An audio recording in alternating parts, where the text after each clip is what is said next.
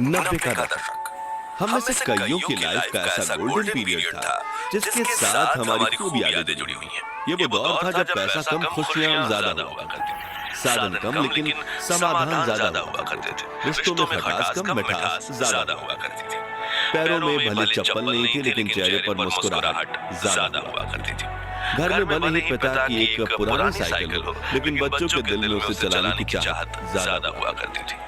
कहते हैं कि गुजरा जमाना लौट कर नहीं आता, लेकिन हम कुछ पलों के लिए समय में पीछे जाकर उस जमाने की यादों को जरूर जी सकते हैं। और आज के इस खास वीडियो में हम आपको ले चलेंगे 90 के दशक के उस दौर में जिसे देख आपके बचपन की यादें ताजा हो जाएंगी, आंखों में खुशी के आंसू भर जाएंगे और दिल कहेगा वो दिन भी क्या दिन थे। तो चलिए चलते हैं इस सुहाने सफर पर। आपको याद है उस वक्त माँ ईंट और मिट्टी से बने चूल्हे पर आग जलाकर खाना बनाया करती थी और शाम होते ही बच्चे खाने का इंतजार करते हुए माँ के साथ आंगन में बैठ जाते। चूल्हा जलाने के लिए खेत से पतली सूखी लकड़ियां तोड़कर लाई जाती थी और जिसके घर में गाय भैंस हुआ करती थी वो उनके गोबर के उपले या खोपड़ी बनाकर उन्हें सुखाते थे, फिर चूल्हा जलाने के लिए उनका इस्तेमाल होता था। और जिसके घर गाय भैंस नहीं होती थी वो पड़ोस से या मार्केट से 1 रुपए के 2 दर्जन गोबर के उपले खरीद कर लाते थे। फिर माँ फूंक फूंक कर चूल्हा जलाने की कोशिश करती थी और जब वो जल जाता था तो बच्चों की खुशी का ठिकाना ही नहीं रहता था। वहीं जब सब्जी मंडी जाने का मौका मिलता था तो वहाँ दुकानदारों को कोयले से जलने वाले चूल्हे पर पकौड़े, समोसे और कचौड़ी बनाते देख मुंह में पानी आ जाता था।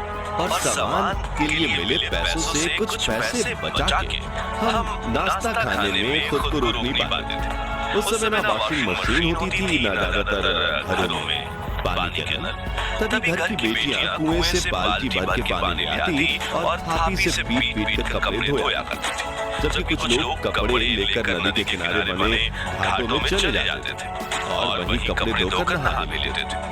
आजकल तो लगभग सभी के पास पक्के मकान है, लेकिन उस दौर में गांव में सिर्फ एक आधा लोगों के पास ही पक्के के मकान हुआ करते थे, बाकी गांव के पास मिट्टी से बने हुए कच्चे घर हुआ करते थे। और आपको बता दूं कि जब दीपावली का त्योहार आता था तो लोग अपने इन्हीं घरों की मिट्टी और गाय के गोबर से लीपा पोती किया करते और इसे काफी शुभ माना जाता। लोगों के घरों की दीवारें आला या ताक कहे जाने वाले ऐसे स्थान जरूर दिख जाते थे जहाँ छोटी चीजें बहुत रखी जाती थी। घर की चाबियां और शाम को जलाने वाले दिए इसी पर रखे जाते थे, लेकिन अब नए घरों में इनकी जगह ड्रेसिंग टेबल या डिजाइनर अलमारियों में ले ली है। तस्वीरों में दिख रही ये चिड़िया उन दिनों खूब दिखा करती थी, लेकिन आज ये विलुप्त होने की कगार पर पहुंच गई है। आपने इस चिड़िया को आखिरी बार कब देखा था और इसके मधुर ध्वनि का दीदार किया था? कमेंट में बताइए। याद है रोज शाम होते ही सभी दोस्त गली के नुक्कड़ पर मिला करते थे और खूब हंसी मजाक किया करते थे। इसे लेकर किसी ने क्या खूब कहा है कि उस दौर में सहजता थी, सादगी थी, बंदगी थी।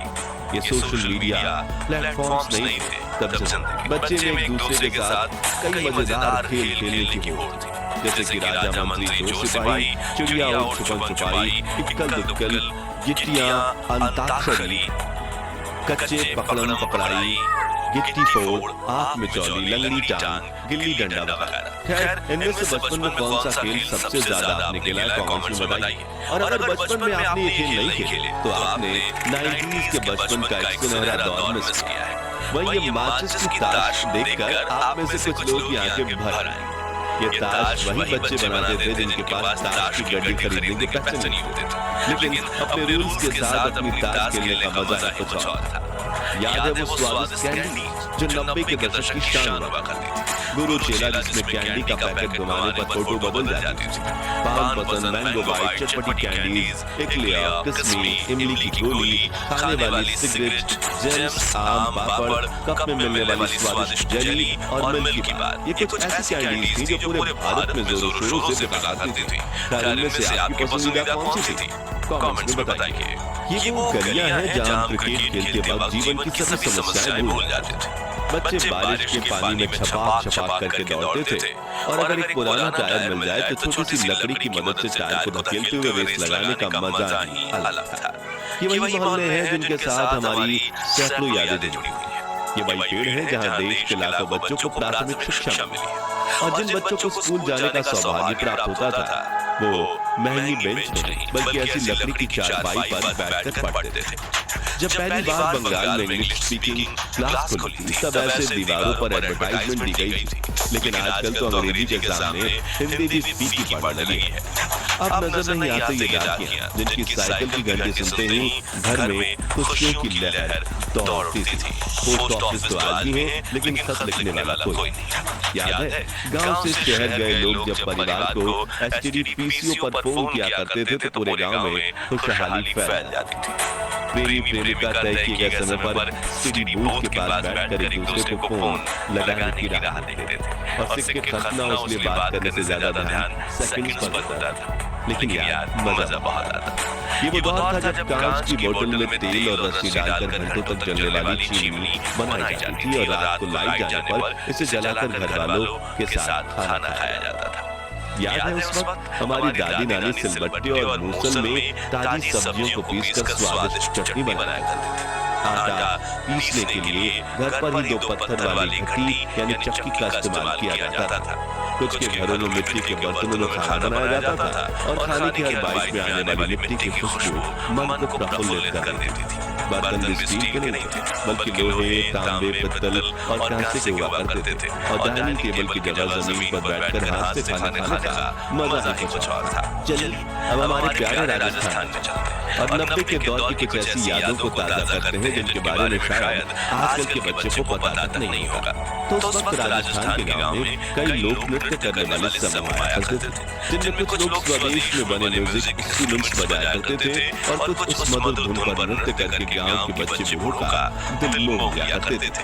गांव शहरों में कठपुतली का खेल भी होता था जिसमें कलाकार लकड़ी से बने गुड्डी गुड़ियां नचाकर खूबसूरत कला का प्रदर्शन करते थे, लेकिन समय के साथ ये कला ठंडे बस्ते में चली गई।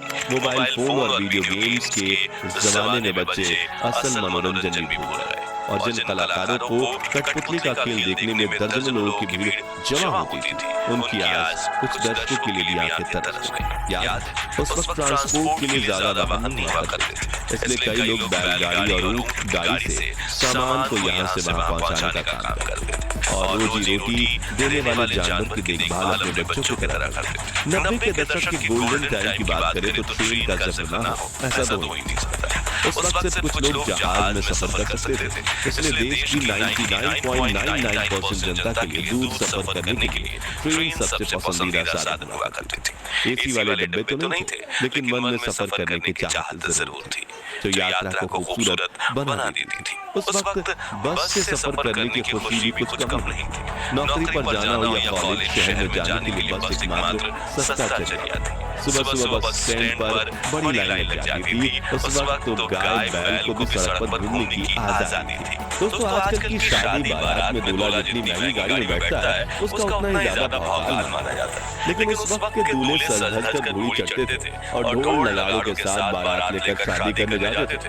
दूल्हे के यार दोस्तों मानो अपने दोस्त की शादी को एक त्योहार की तरह मानते थे और पूरे जोश के साथ बारात में नाचकर शादी में चार चांद लगा देते थे। कोई ज्यादा अमीर होता था तो कोई ढोल नगाड़ों के साथ बैंड भी बुलाता था जिसमें बड़े से लाउड स्पीकर लगे होते थे और बैंड वाला गायक हर आवाज में ऐसे गाना गाता था कि बारातियों के पैर उठने का नाम नहीं लेते थे। वहीं कुछ लोग इन लाउड स्पीकर्स का इस्तेमाल अपनी दुकान के प्रचार प्रसार में भी करते थे जिसमें वो अपनी ही आवाज में कुछ पंक्तियां कहकर उसे कैसेट में चला देते थे। क्या दोस्तों हमारा वो सुनहरा बचपन तो वापस लौट कर नहीं आने वाला, लेकिन हम अपनी यादों को ताजा करके कुछ पल की खुशी का अनुभव जरूर कर सकते हैं। तो आप भी कमेंट सेक्शन में अपने बचपन की ऐसी